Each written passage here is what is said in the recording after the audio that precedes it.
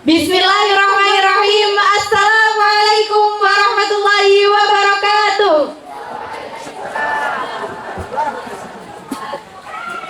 First, we would like to thank you to our amazing MCs for giving us a special chance for standing right here.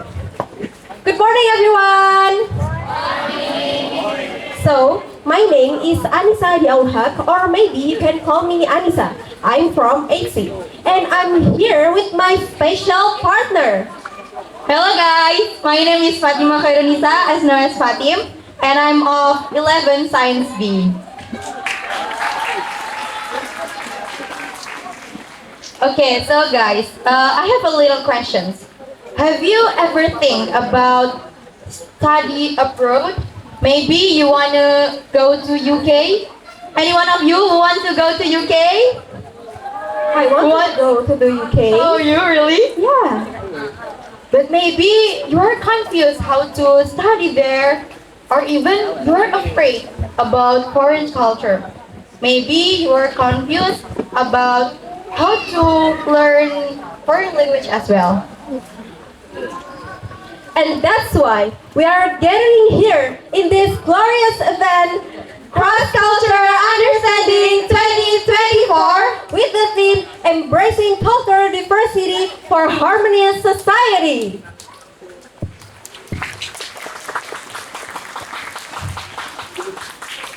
Here, we are going to learn about foreign culture, especially Europe culture. Probably, we will get some tips and tricks about how to study foreign language as well. But here, today, we are not alone. There are special guests who will accompany us, and she will answer all of our questions. And do you know that our special guest today is a native speaker from Turkey and United Kingdom? Do you know it, Anissa? I think I know it. Okay. Do you want to know, guys? Okay, so now, please welcome Miss Shasha!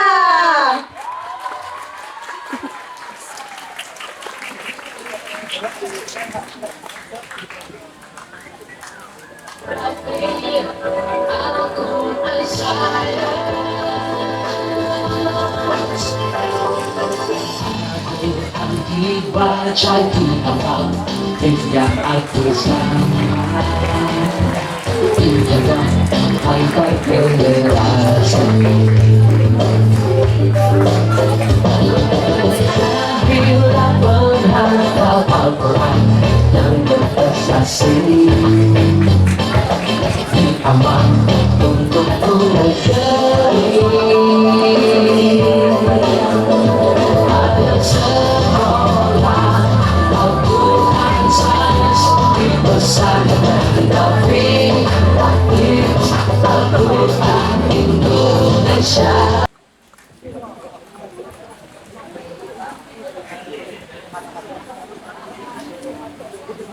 Good morning, Miss Shasha.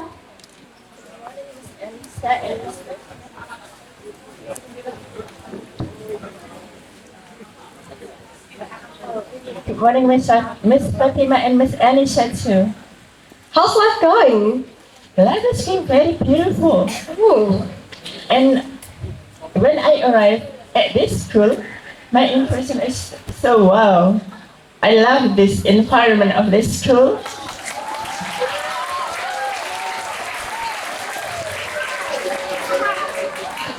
Lately, I went like, oh, what kind of school is this? This is Islamic, like in my country, that Arabian Islamic environment, and women and girls are with hijab or head cover.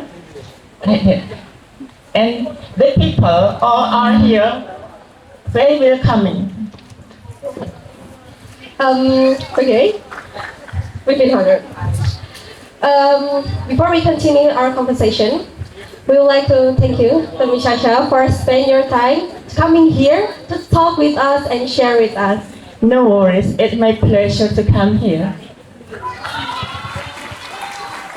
Okay, for your information, Miss Shasha was born on November 25, 1993, with name Aisha Bell Dominique Constantia. She was studied in University of Roehampton, London, and she has graduated in 2016 with the title Bachelor of Science in Sociology.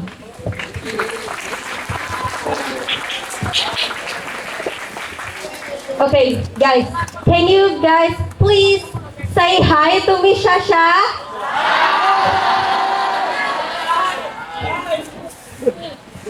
Okay, so Miss Shasha, Yes? recently we heard that you are a native from UK and Turkey, right? Yeah, sure, that's right. But I was curious. May I know where do you live right now exactly? Alright, right now, I've been living in Surabaya City since around 2 years ago. With who you live in Surabaya? First time I arrived here in Surabaya and I live with my parents here. But because of that time, the pandemic happened, so every plans of our life was changed. And now I'm living alone with my husband that I got married around 11 days ago. So you have been married, right? Yes, I just got married around 11 or 12 years ago. Last Friday on 16 February 2024 after Salatul Jum'ah. Oh, Masya Allah. Okay, so Miss Shasha, when did you came to Indonesia actually? That time it's around I came here first time on 2020. That time I was about to be registered at a university here, but because like what I said before, because of pandemic, everything is changed. Everything, even from government, even from individual, even from any part, are changed all. So that time everything was cancelled. So then I was going back to my country. Later on, around 2 years ago, I came here again and started to live here in Indonesia, and especially in the city Surabaya. So, what do you think about Indonesia for the first time? Like, your first impression when you have arrived here? Oh, that's interesting. My first impression when I arrived in Indonesia, the people are nice and not like in my country that here, every people when we meet on the road, on the way, on the street, in the market, in the shopping mall, likely you nodded your heads and then say like greeting like that. They give greet to you, not like in my country that like we don't know each other. And the second impression about the traffic in the road. I was wonder that there were so many bicycle and motorcycle on the road, and then somehow it was disturbing me somehow that time. But after that, after a couple of months, after years, I was just familiar with that. Because first time I arrived here, I drove my mom's car, and when I was in my country, I drove in the left side. The wheel is in the left side, and then here, the first time I drove car with the wheel in the right side.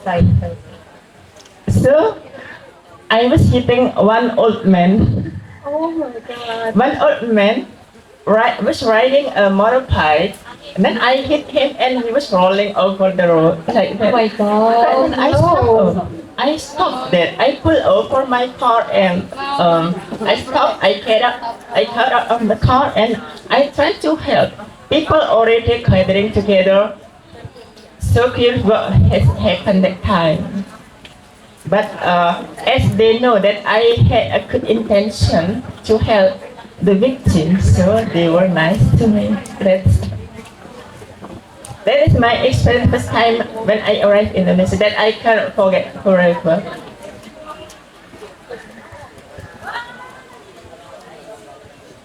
I want to know, when you came to Indonesia, what food did you eat for the first time? About the food, this is interesting question. The food, you know what? Since I was arriving in Indonesia, the first case and the first weeks and the first month, I still eat my own food from my country. Like what my husband told you before, that I still eat fish, salad, fruits, bread, milk, only that. I never knew about rice, white rice, like what you eat here before. And then after couple of months, I started to try to eat white rice. But then, as your question is my favorite food, the first food in Indonesia that I love it, and until now it become my favorite food of Indonesia is soto. Oh, Yes. soto. Yes, soto. You know there are two kinds of soto, chicken soto and beef soto. Yeah. Yes, that soto for me is like a heavenly food. Like it is, oh wow, this food is like very fresh, the color is beautiful, and the taste is very delicious and fresh with the lime sprinkle, squash sprinkle, and the meat of chicken and the meat of beef, and kind of herbals there, or like cilantro or parsley, like that. It tastes really delicious. It's like heaven. Oh. What else? Soto. Like, Oh, all right. Besides soto, I like rawon too. Narawan. Yes. Rawon is different. Like, what kind of food is this? The color is dark. The taste is different.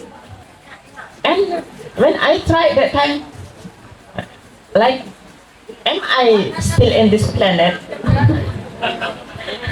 Like I eat something from other planet, maybe from Jupiter or Saturn, like that. Rawon, you know that food, rawon. Rawon is a kind of soup. The color is dark brown with a chestnut. I think with chestnut. Yes. You never found that kind of food in UK or Turkey? No, never before. Ooh. Never. My food is only Western food and European food. As I'm a European European mixed ethnic. Are you a spicy tolerant? Can you handle it spice? I can handle it. Spicy. At least until 5 pieces of chilies. Oh my god. That's much, right? Yes. But if it is mixed with soup, the level of hotness will be reduced. So, Miss Shasha, Yes. what's your interest till you decide to come to Indonesia actually? So actually, my mom has the bloodlines of Indonesia. My mom is Arabian Indonesian. So that's why that time we're about to move to Indonesia. But what God plans and our plans are different. That time the pandemic started, and then God, Allah, has taken both of my parents together in one night. So I was likely broken into million of pieces. Like I feel like I lost my life. My heart is broken, but is this the way, the life that you want to give me? I'm so sorry to hear that. It's okay, it's alright. This is the way of life. Yeah, but actually my father passed away too in pandemic era because of COVID-19 too actually. And it is very like what we call it, very miserable. This is that we have ever experienced in our life, especially in this era. in Arabic what we call ta'un, this pandemic.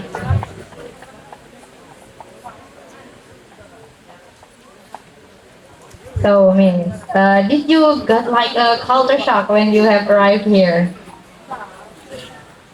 The only culture shock that I experienced in Indonesia is that the traffic jam. Oh, yes. Yes. In my country, for you to know, I was raised up in Kuwait, in Saudi Arabia, and in Turkey, and in London. So in 4 countries. So my mother's language is English, British, and Arabic. And little Persian I can speak. So when I arrived here, it's quite different. The situation on the street, I thought so many bicycles, not bicycle, I mean motorcycles. And bicycle also there are some bicycles, pedicab, that time. And then I got stuck in traffic jam every time I went somewhere. That is the only culture shock that I have experienced in this country. What about the weather? It's like slightly different. About the weather, that I used to live in the countries that we have 4 seasons there: spring, winter, summer, and fall. Then when I arrived here in Indonesia, we have 2 seasons here, and it is a monsoon and dry season, right? That monsoon give us a lot of rain, days, and the season will give us moist feeling and very hot like that here. What is the difference? The hotness means the heat in Europe or Middle East and in Asia countries. There, if it is summer, it's like dry hot. But in Indonesia, it's moist hot. So you will feel discomfort with the moist hot. But there, even though it's very hot, it's about 54 degrees centigrade. It's not like so very hot. It's about the weather. So about the culture, what made you like got a culture shock about the culture? About the culture, yes, mostly Indonesian people are nice people. Basically, they will greet you when you meet them. This is what I found since the first time. And helping each other when you have a friend at your homes, and then your neighbors will come to help. Yeah. Is that correct? Yeah, Yes, that's right. that is the culture is different. But me, in my country there, we live like individually. Like that. The culture, even the daily life in UK, at this, in the 4 season countries, from morning, we have breakfast, get up in the morning around 6 o'clock preparing, and then maybe if it is very cold, we will not have a shower, like that. And then we will have breakfast. For a meal pattern, then we will have 5 breakfast, tea time, at breakfast is around 7 o'clock, and then around 7 to 8, and then around 10, we will have snack and tea break. And then we will have lunch at around 1 o'clock. And then in the afternoon around 4 o'clock, we will have also snack and tea time. And around 6 to 7, we will have dinner. And what it is not in Indonesia is the supper time. Supper is around 10 o'clock at night before sleeping. We will still have food there. But in Indonesia here, I saw people eat breakfast in the morning and then lunch and then dinner at night. 3 times eating rice, right? Yeah, that's right. Yes. That's right. So, Miss, what is your current job right now? All right, my current job now is I'm a native English teacher at Laboratorium School 1 at Ketingtang, Surabaya, and Laboratorium School 2 at Lita, Surabaya, and also the native English teacher at MI Al-Akbar, Madrasah Ibtidaiyah Masjid Al-Akbar, Surabaya. And some other schools, occasionally. So you say you're a teacher, right? Now I'm a teacher, but before, in my country, I was a clinical instructor and a model. Wow. You're a model. Yes. Oh my God. For your information, I was a model of Pringle Arabia, Wow. Pringles Arabia, and also Jet Arabia. Jet is a kind of local drink, local favorites. The blue color, bright blue color, and there was my photo there and the picture of this. When I was a model of Pringles Arabia and Jet Arabia, and I was a clinical instructor in the hospital. So you've been traveled to Arabia so many times? Yes, Arabian countries. This is when we are talking about the cross-culture understanding. I want to tell you something about this Arabic. You know that the countries who speak Arabic are Saudi Arabia, Yeah. then Egypt. Egypt, Yeah. then Yemen, Yeah, Yemen. Bahrain, Oman, Kuwait, Palestine, Syria, Lebanon, Yeah. and where? Iraq. Yes. Iraq. And where else? United Arab Emirates. Yeah, Emirate. Okay. Yes, and then Qatar. So, I want to tell you something about Arabic. They speak Arabic, but from country to country are different. The accent, the language for daily speaking, but for the official Arabic are the same. For example, what is how are you in Arabic? Kaifa haluk? Kaifa haluk? Kaifa haluk is just in Saudi Arabia. Kaifa haluk? You are talking to a man, you will say kaifa haluk. If you are talking to a woman, you will say kaifa halik. Alright? Yeah. When I talk to Mr. Rohan or Mr. Lukman, I ask him how are you? Kaifa haluk here? Say it. If I ask Mrs. Iswatun, I will say kaifa halik. Like that. This is in Saudi Arabia alone.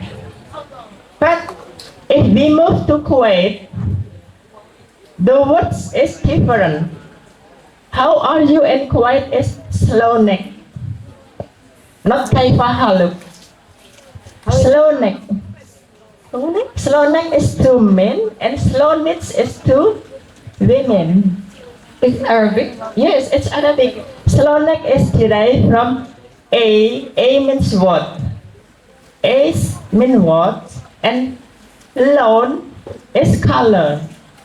Lone is color. Egg is you. From the derivation of this word is what is your color now? That means what are you now and how are you now? This is about language. So slow next means what is your color? That means how are you?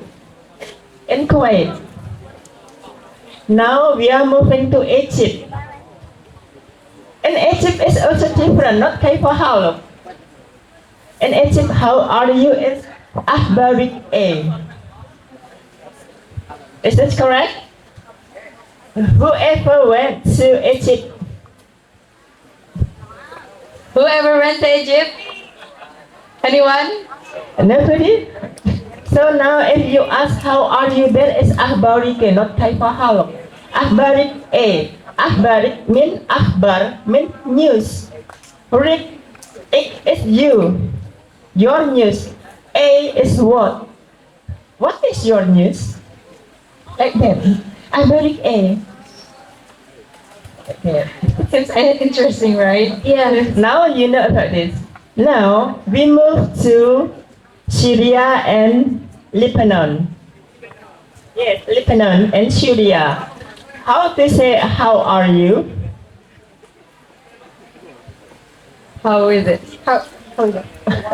Kifak. Kifa. Kifak for men and kifik for women. Kifak, cave means how. Cave. In Arabic, you know that Arabic cave is how, right? Yeah. Cave.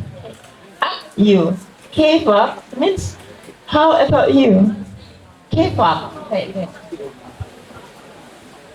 That is about how the culture is different even in the same European countries, but from country to country are quite different.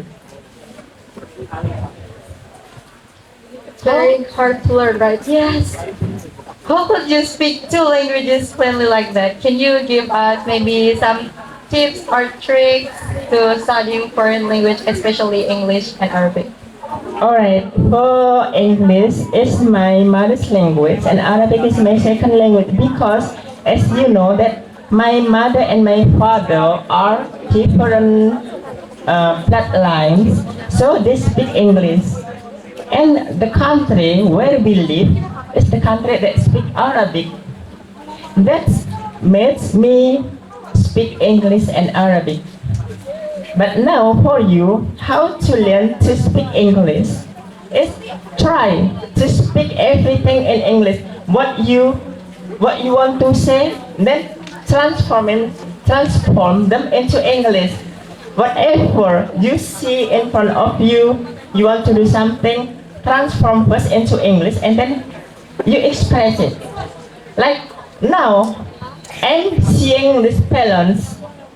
Then I think of something about this balloon. Something is popping up in my mind and then I transform it into English. Oh, these balloons are very beautiful. There are 6 balloons in the side, like that.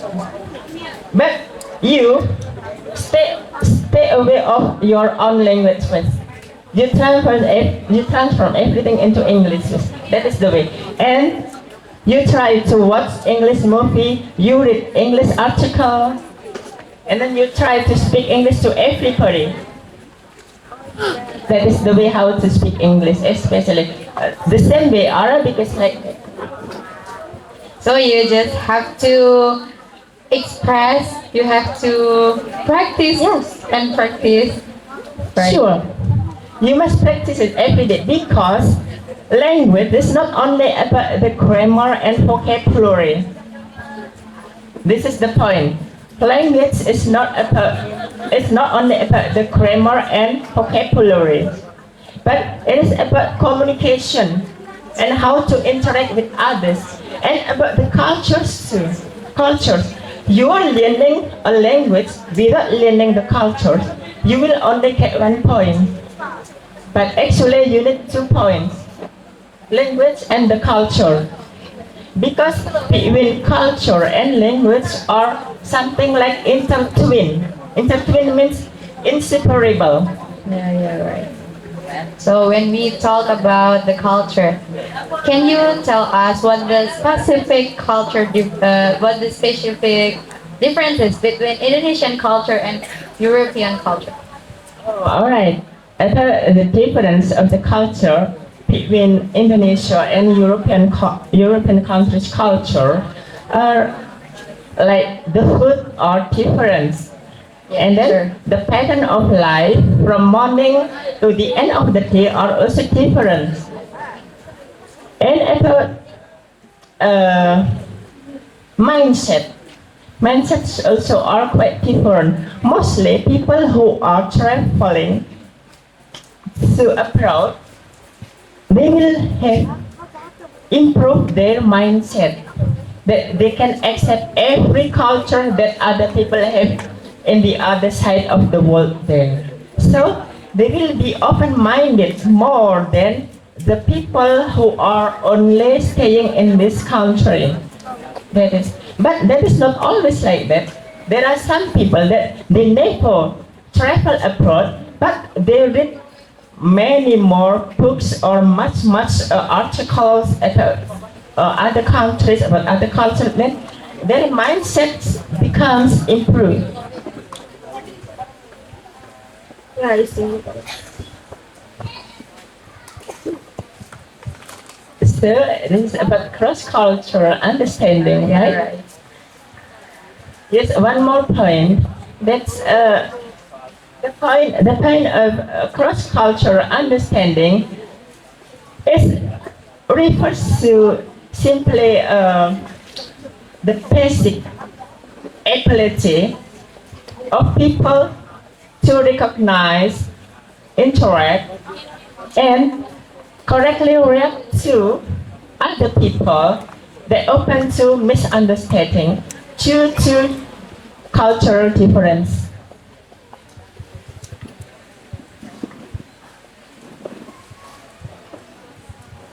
And then, Like I said before, I really want to go to the UK. Sure. Can you please give us a tips and tricks about how to survive when we want to study in UK or European countries?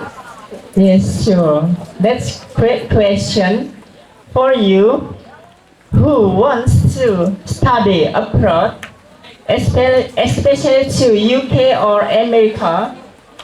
What you got to do now is you study hard. What subject you want to take, and then you prepare your language. Your language, for students, they prefer to take a TOEFL, TOEFL.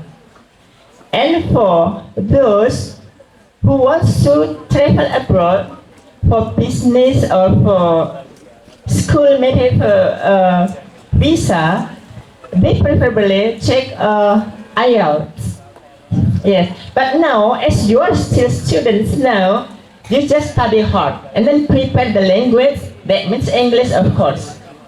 Besides, you study Arabic, English as your second language. It is very important for you to go abroad because this is #1 international language. So, what do you have to do with this language? You study English from the basic now, and then to intermediate, and then to advanced like that. And then you also learn the daily speaking English. The official English is different from the daily speaking English. For me, I speak traditional English from East London, from Ireland, from Scotland, and from slang language too. Even from the baby, when we are kids here, try to teach them how to speak English. If for the parents, you can paste a poster with English numbers or alphabet or character there or sentence or pictures with English in every corner of your house. So your children will memorize that every time they will see that. That is the simple way. Because sometimes, you know that when you feel that you are ready to go abroad, to continue your study, but then when you arrive there, you'll get culture shock. Because the language is, oh, why this language is quite different from what I have learned in my country. Like that. Do you get what my point? yeah. Yes. But now that is about the language itself. This is still not yet about the culture. Like that. So what you got to do is preparing yourself about the culture of European people, how they behave, like that. And the most important thing is we respect every other people culture, like that. Like for example, in this Indonesia, what have made me carrying sock is in some school I must put off my shoes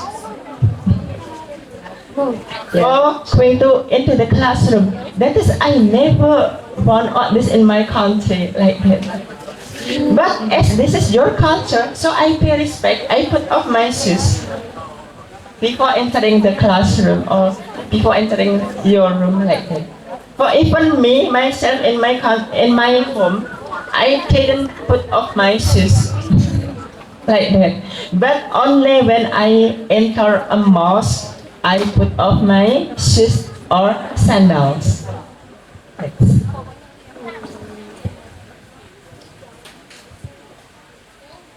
So right now, as a teacher, can you share to us like your daily experience as a teacher? Oh, sure. In Indonesia? Yeah, Or in in my life in England? Maybe you can both of them. Both of them? Alright. The moderators, Miss Anissa and Miss Fatima, wants me to tell you about my daily life as a native English teacher in Indonesia. So, like in the week, working days, big days in 1 week it started on Monday till Friday. I'm busy at lab school there. For lab school too, I will be there on Monday and Tuesday. And for other school, I provide the Wednesday to Friday. Okay. Like that. And in the morning, what I do in this country, because the time for Fajr prayer here is quite stable from time to time, like around 4 o'clock. So I wake up in the morning at 4 o'clock. Then I took ablution, wudu, and then I perform Salat Fajr. After that, I just read some articles and then preparing the breakfast and coffee or cereal like that. And then after that, I have shower and then prepare to go to school. That school will be end at around Zuhur prayer time. It's around 12 o'clock to 1 o'clock. Then I went home. After that, I take rest at home like that. And then the normal life like that. Having tea break in the afternoon after having a Asar prayer, and then waiting for the Maghrib prayer, sunset prayer, that means Maghrib prayer like that. And at night, I can go for shopping or for buying something like that. Or preparing the subject matter for tomorrow like that. This is in Indonesia. But in my country, in summer, the Fajr prayer is around 2 o'clock.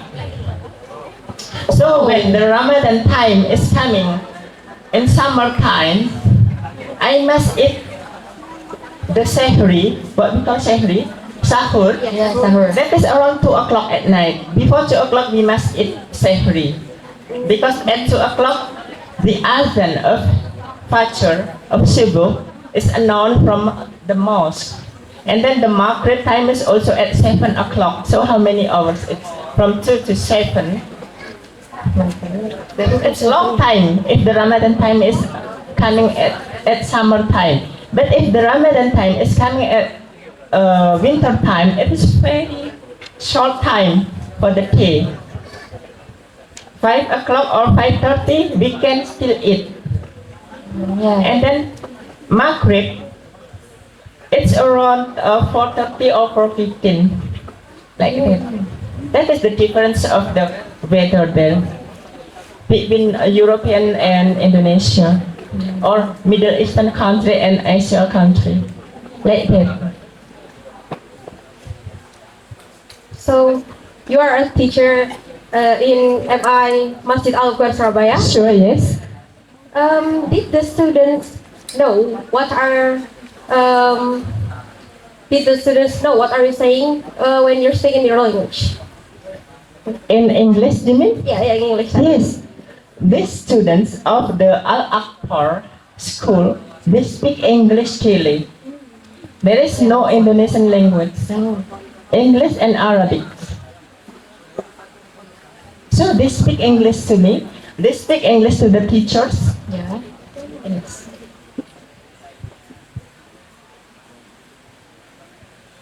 Okay, so now we will turn to Q&A session.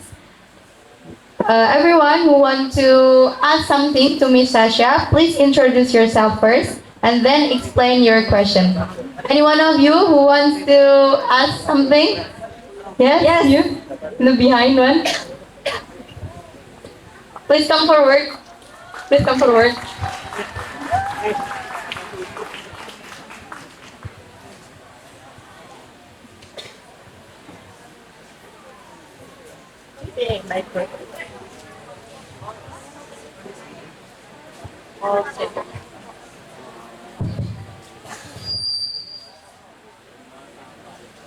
So let me introduce myself. I am Atifalaya from 9F. So I want to ask, what was the difference or what do you feel when you use your hijab in UK or in Indonesia? Or maybe there's a difference? That was my question. Thank you for the question. What is your name, Alaya? Yes, my name is Alaya. Alaya, thank you for your great question. This is about hijab.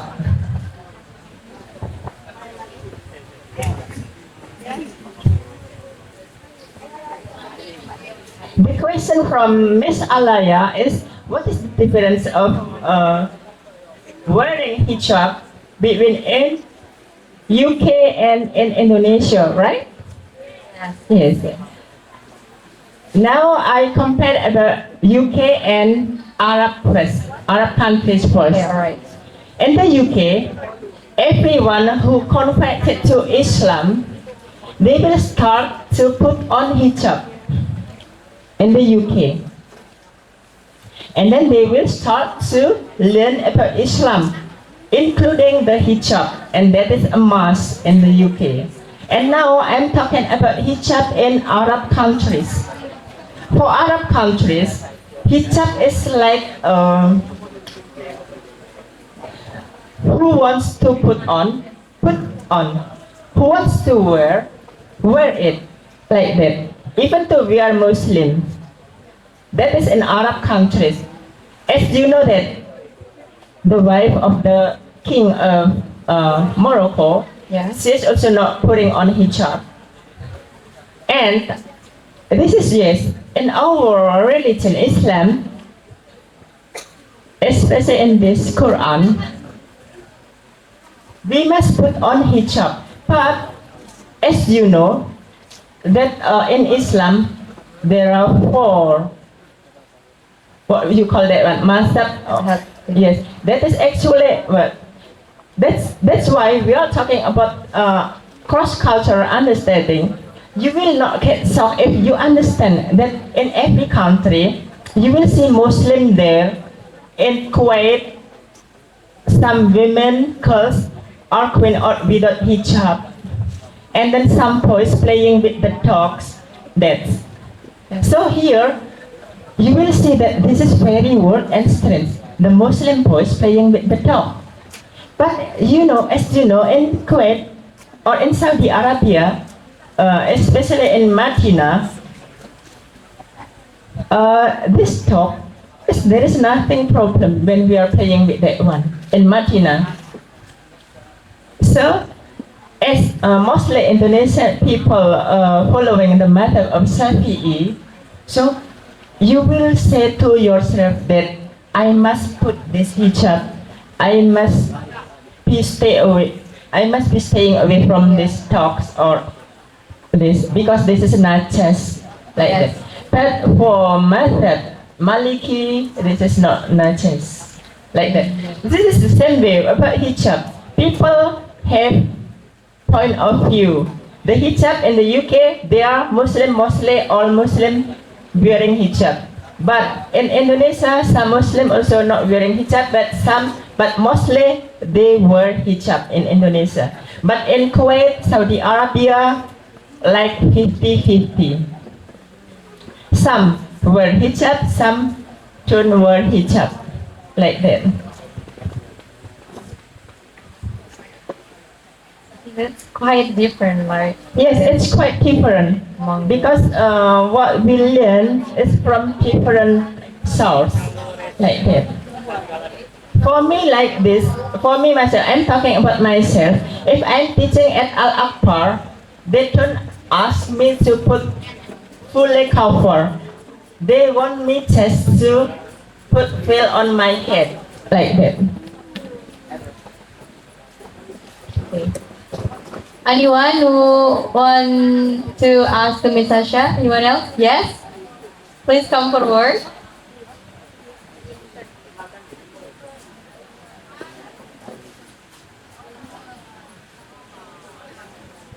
Hello, my name is Ali Fasha Ramadan.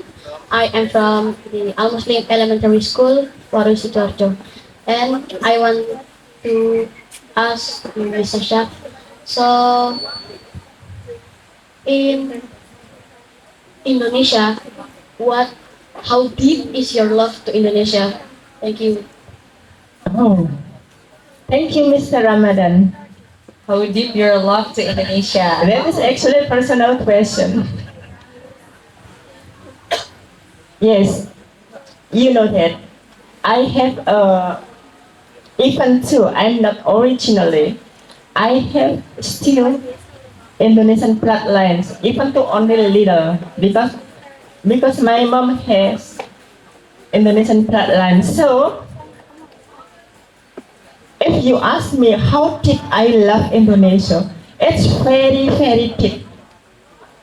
Very deep, I love Indonesia. Wow. Because why? Now I live in Indonesia, and my mother had the bloodlines of Indonesia. And if you want to ask me to say something about Indonesia, inshallah I can say that. Maybe about Pancasila, I can say that, but in English.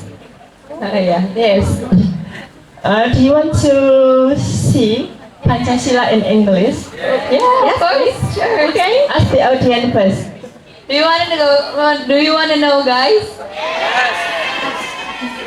Even Miss Shasha also can sing some Indonesian heroic song. Oh my Because God. my mother is very responsible woman that because I have little Indonesian bloodline, so she sent me to Indonesian culture school too. Now, who can be the volunteer of saying Pancasila in Indonesia first, and then Miss Shasha will say Pancasila in English later. Who wants to be a volunteer to say Pancasila in Indonesia? Please come forward.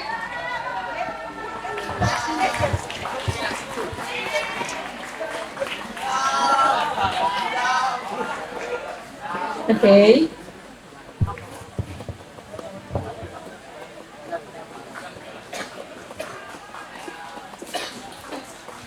So, Pancasila, the first is ketuhanan yang Maha Esa. Second is kemanusiaan yang adil dan beradab. The third is persatuan Indonesia. The fourth is kerakyatan yang dipimpin oleh hikmat kebijaksanaan dalam permusyawaratan perwakilan. And the fifth is keadilan sosial bagi seluruh rakyat Indonesia. Thank you so much. You're welcome, Miss. My question is, are all students can mention Pancasila from first to fifth? Can you memorize all the 5 pieces of Pancasila from first to fifth?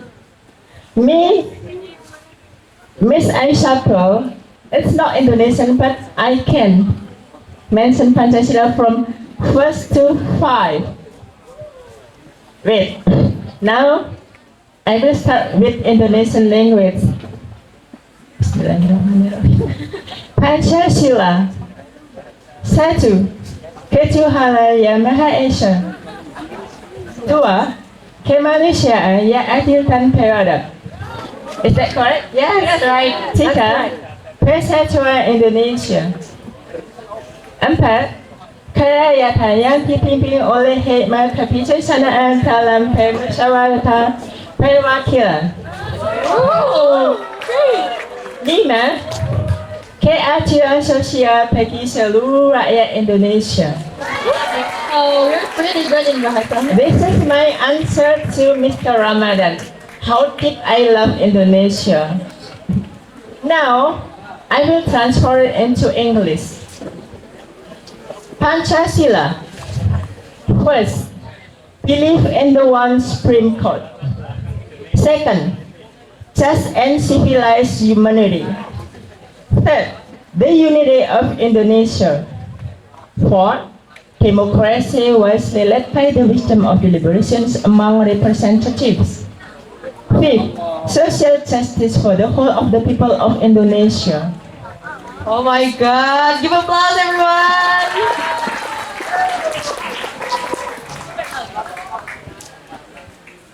And this is still my answer to Mr. Ramadan. When I first time came to this area in front of the states, that time was the Indonesian Raya was sung. And did you see me singing that song? Yeah, I see it. I have two witnesses that I was singing Indonesian Raya. Yeah, you're pretty good. Yes, that is Mr. Ramadan. That's my answer. That how did I love Indonesia? It's very, very, very deep.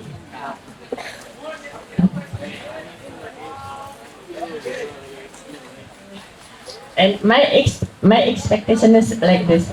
Thank you, Miss Shasha, for loving Indonesia, for loving my country. All right. Yeah. Is that answering your question? Satisfied? All right. Okay. Oh my God, time flies so fast, right, Anita? Yeah. We have talked together with Miss Shasha for an hour already. Oh, it's been an hour? Yes.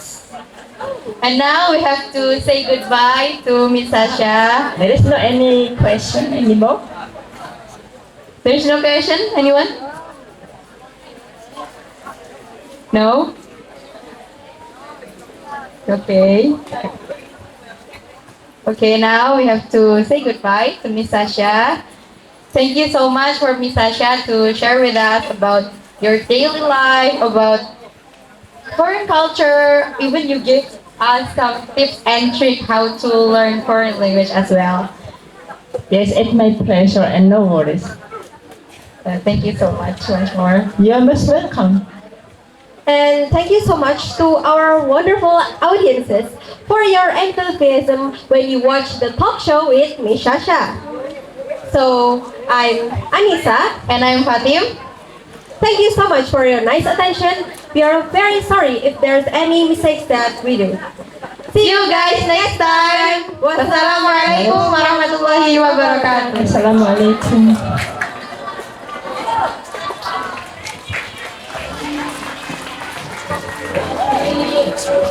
Thank you so much for your attention.